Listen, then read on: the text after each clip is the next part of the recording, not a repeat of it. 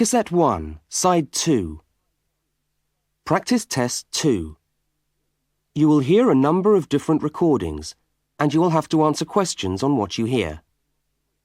There will be time for you to read the instructions and questions, and you will have a chance to check your work. All the recordings will be played once only. The test is in 4 sections. Write all your answers in the listening question booklet. At the end of the test, you will be given 10 minutes to transfer your answers to an answer sheet. Now turn to section 1 of your question booklet.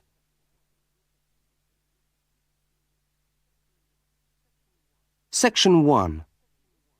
In this section, you will hear 2 overseas students, Kate and Lukey, being interviewed by a university counsellor. First look at questions 1 to 5.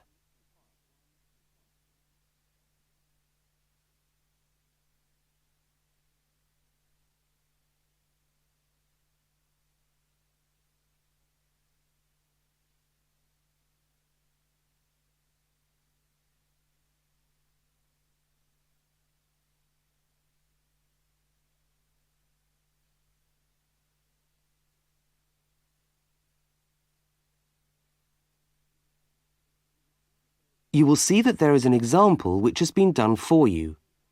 On this occasion only, the conversation relating to the example will be played first.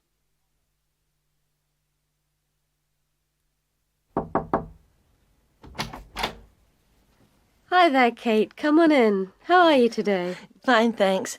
Hi, Lukey. How's things? Okay. Well, as I explained on the phone, I'm a counsellor here at the Student Services section of the university. And I'm interviewing overseas students to help me draw up a guide for new students. So I'd be grateful if you could tell me a little about your time since you've been here in Cambridge. Right. Good idea. Now, Kate, let's start with you. Okay, this is your 2nd semester, isn't it? Could you tell us something about your first impressions of the town when you arrived? Yeah. Well, first of all, I was struck by how quiet it is here in the evening. Kate's first impression of the town is that it is quiet in the evening, so quiet is the answer. Now we shall begin. You should answer the questions as you listen, because you will not hear the recording a second time. Now listen to the first interview with Kate and complete the notes by filling in the numbered spaces 1 to 5.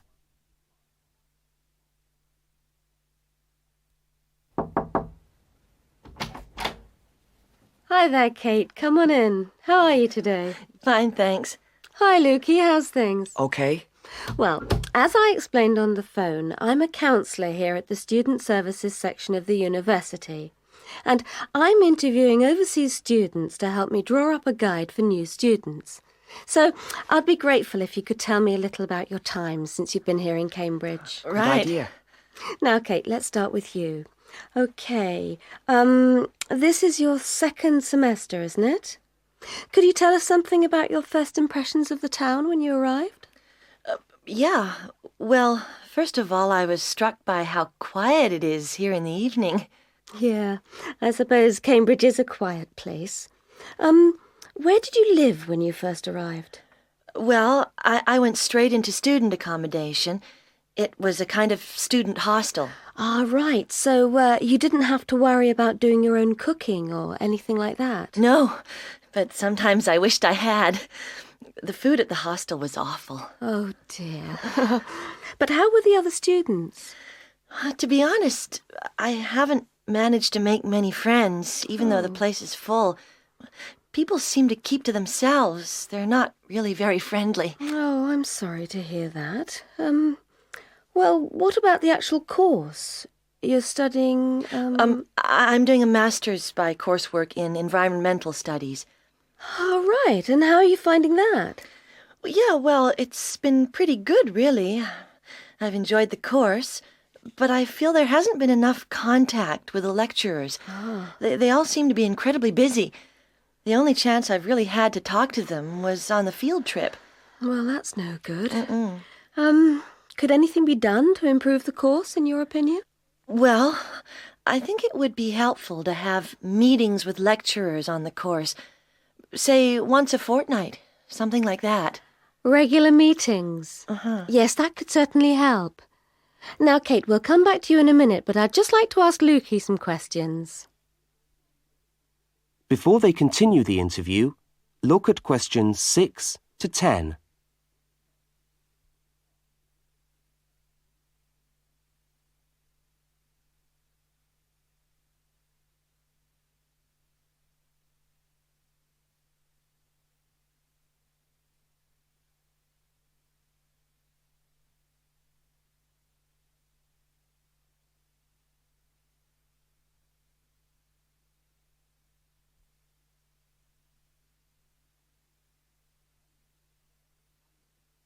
As you listen to the rest of the interview, complete the notes. Lukey, where are you from? I am from Indonesia. And how did you find Cambridge when you first arrived? Well, I like it here. I think the city is very beautiful. What about your accommodation? Was that okay? Yes, okay. At first, I stayed with a family for 3 months. They were very kind to me, but they had 3 young children and I found it difficult to study. Right, I see. So after 3 months, I moved out, and now I live with 2 other students in a student house. It's much cheaper and we like it there. Good. And what about your studies? What are you studying? I'm doing a Bachelor of Computing. Computing, I see. Apart from the language difficulties, if you can separate them, how have you found the course? Okay, but... Yes, go on. Well, the main difficulty for me is getting time on the computers in the computer room. It's always busy and this makes it very hard to do my practical work. Yes, I'm sure it would. Can you reserve time in the computer room? No, you can't. But it would certainly help if we could reserve computer time. Yes, I'll look into that and see if something can't be done to improve things over there. Now, let's go back to Kate. That is the end of section 1. You now have half a minute to check your answers.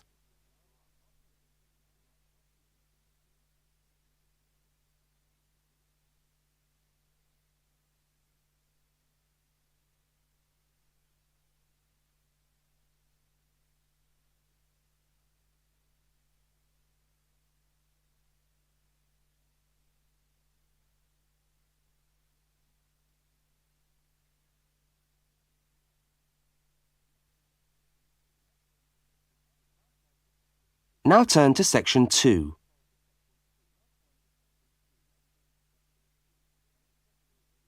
Section 2. You are going to hear a radio talk about buying a bicycle. First, you have some time to look at questions 11 to 20.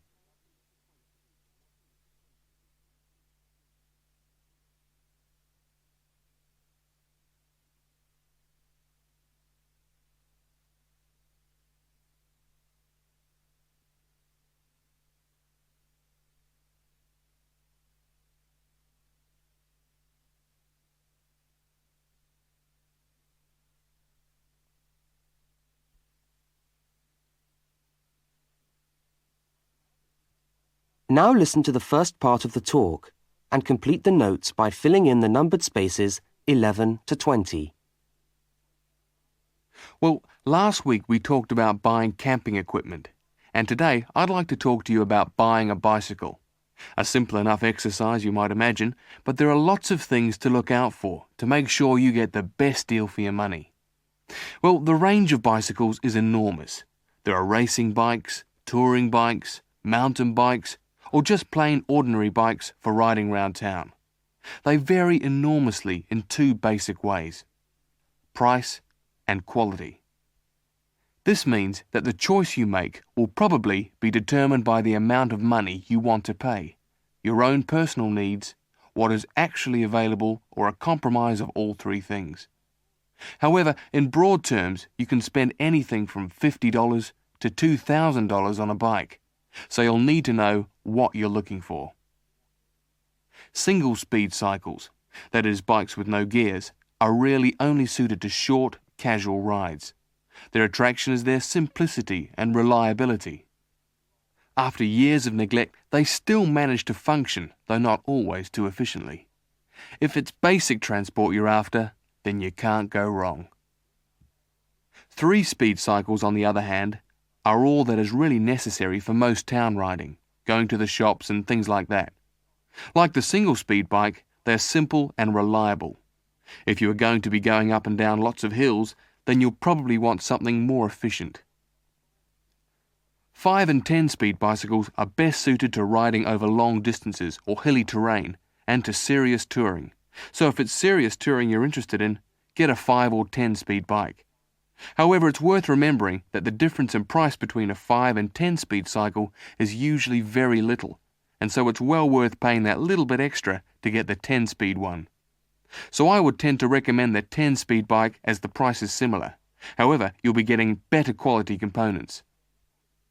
Now the next thing we need to look at is size. Buying a cycle is like buying clothes.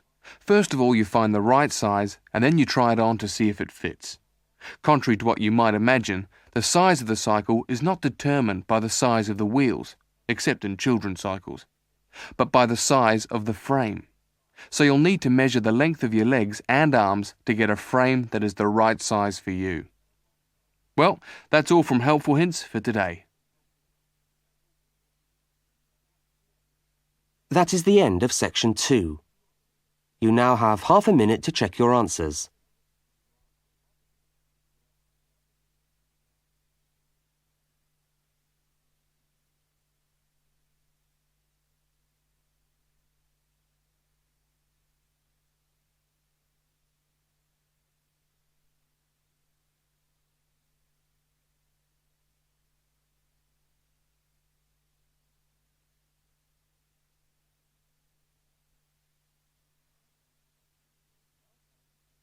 Now turn to section 3.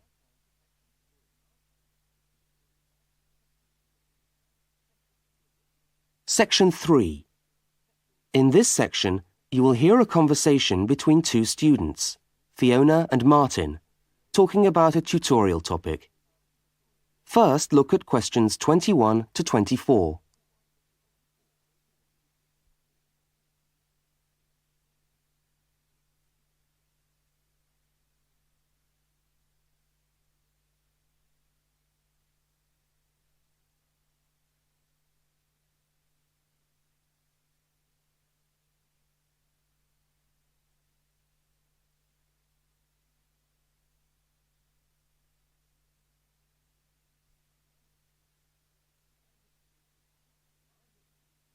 Now listen and answer questions 21 to 24. Hi there, Martin. How are you going with your Australian Studies tutorial paper? Oh, good. I finished it, actually. Lucky you. What did you do it on? I'm still trying to find an interesting topic. Well, after some consideration, I decided to look at the history of banana growing in Australia. Banana growing? Yeah, banana growing. Fascinating, I'm sure. Well, it's not as boring as you'd think. And I wanted to tie it into the work I've been doing on primary industries and the economy. Anyway, I bet there are a few things you didn't know about bananas. Such as?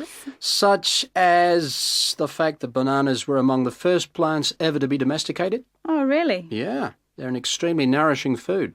I suppose you're going to tell me the whole history of banana growing now, aren't you? Well, it'll be a good practice run for my tutorial next week. I'll do the same for you sometime. OK, fire away. So where were these bananas first domesticated? According to my research, the Cavendish banana, which is a type of banana and the first type to be cultivated here, actually originated in China, but they had a fairly roundabout route before they got to Australia. You mean they didn't go straight from China to Australia? No, they didn't. It seems that in 1826, bananas were taken from South China to England. I suppose they'd have made a welcome addition to the English diet. Yes, I'm sure. Well, apparently there was an English duke who was particularly fond of bananas, and he used to cultivate them in his hothouse, which is where you have to grow them in England, of course, because of the cool climate. and they became quite popular in the UK. So he was the one responsible for cultivating the Cavendish banana, which was then introduced into Australia. I see, and we've been growing them ever since. Yeah. Now look at questions 25 to 32.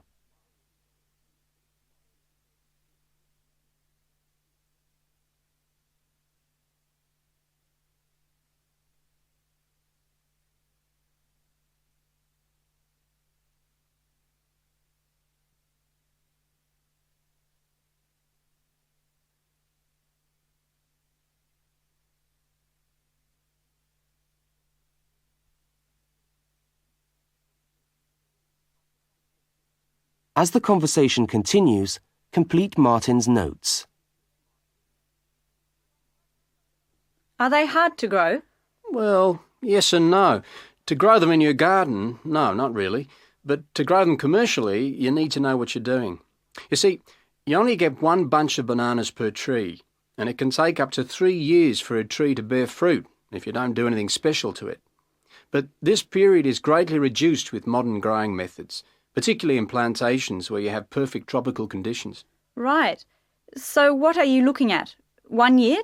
2 years? No, around 15 months in good conditions for a tree to produce a bunch of bananas. And once you've got your bunch, you cut the bunch and the plant down. So how do the trees reproduce then? Well, bananas are normally grown from suckers, which spring up around the parent plant, usually just above the plant. They tend to like to grow uphill, or at least that's the common wisdom. So that's why banana plantations are usually on hillsides, is it? Yeah, they grow best like that. That's interesting. If you plant them in rich soil and give them plenty of water at the beginning of summer, then they should be well advanced by the beginning of winter, when growth virtually stops. But in a country like England, they're hard to grow. Although you can grow them in a hothouse. But in Australia, it's not difficult. No, though even here, the growers put plastic bags around the bunches to protect them and keep them warm. If you go up to the banana growing districts, you'll see all these banana trees with plastic bags on them. But how do they stop the bananas going bad before they reach the shops? Well, the banana bunches are picked well before the fruit's ripe. Once you cut the bunch, the bananas stop growing, but they do continue to ripen.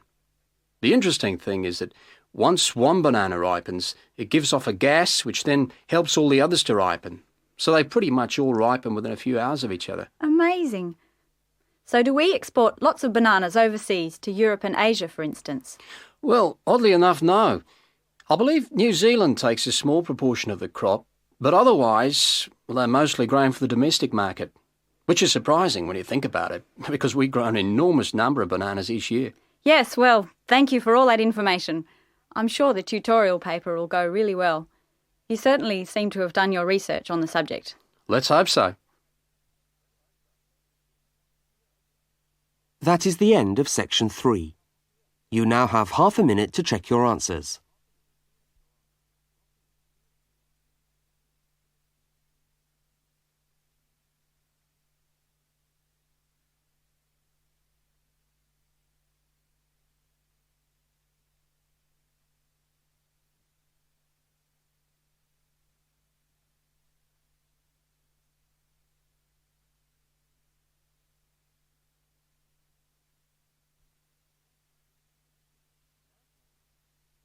Now turn to section 4.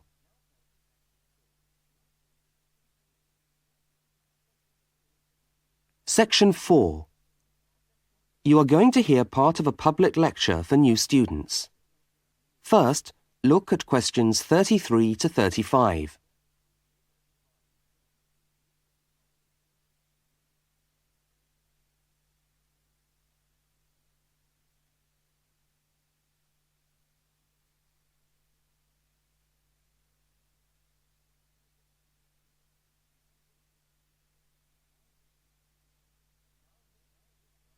Now listen and answer questions 33 to 35.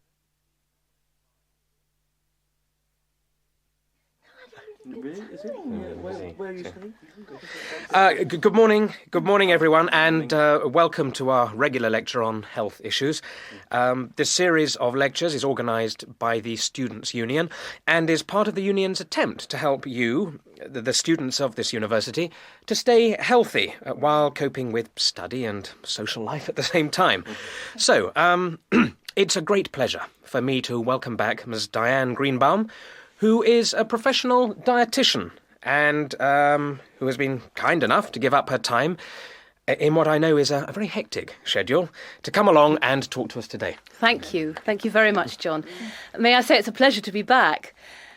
Now, stresses at university, being away from home and having to look after yourselves, learning your way around the campus, all contribute to making it quite hard sometimes to ensure that your diet is adequate. So, today I'm going to talk about ways of making sure that you eat well, while at the same time staying within your budget.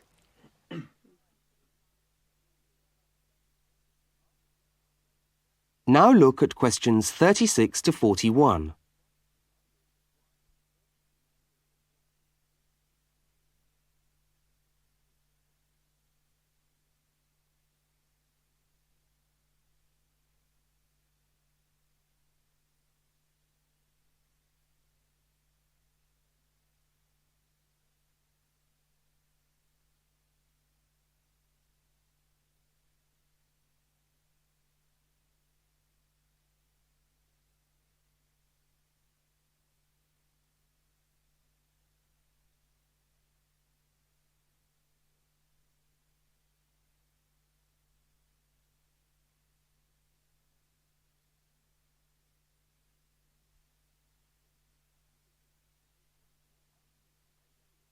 As you listen to the second part of the lecture, complete the notes and diagram in the spaces provided.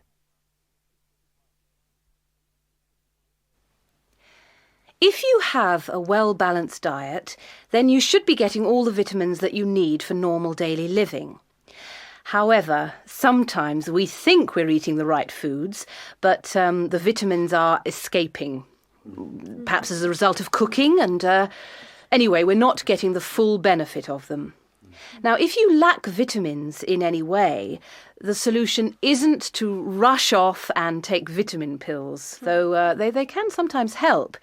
No, it's far better to look at your diet and how you prepare your food. So, what are vitamins? Well, the dictionary tells us they are food factors essential in small quantities to maintain life.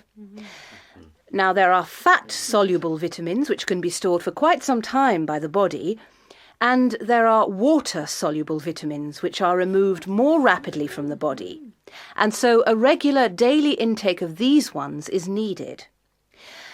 OK, so how can you ensure that your diet contains enough of the vitamins you need? Well, first of all, you may have to establish some new eating habits. No more chips at the uni canteen, I'm afraid. Now, firstly, you must eat a variety of foods. Then you need to ensure that you eat at least 4 servings of fruit and vegetables daily. Now, you'll need to shop 2 or 3 times a week to make sure that they're fresh, and store your vegetables in the fridge or in a cool, dark place. Now, let's just refresh our memories by looking at the healthy diet pyramid. OK, can you all see that? Good. Well, now, as you see, we've got 3 levels to our pyramid. At the top, in the smallest area, are the things which we should really be trying to avoid as much as possible. Things like, yes, sugar, salt, butter, all that sort of thing. Next, on the middle of our pyramid, we find the things that we can eat in moderation. Not too much, though. And that's where we find milk, lean meat, fish, nuts, eggs. And then at the bottom of the pyramid are the things that you can eat lots of, because they're the things that are really good for you. And here we have bread, vegetables and fruit. So, don't lose sight of your healthy diet pyramid when you do your shopping.